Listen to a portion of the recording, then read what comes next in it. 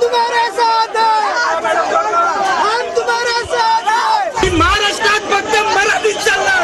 मराठी बोला तुम्ही, मराठी बोला, मराठी बोला तुम्ही, मराठी बोला, मराठी बोला तुम्ही, मराठी बोला, मराठी बोला तुम्ही. जय भवानी. पोलिसांनी पूर्णपणे दडपशाही केली आहे.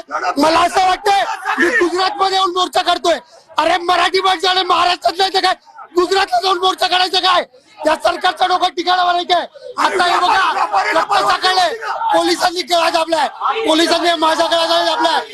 मराठी माणसाचा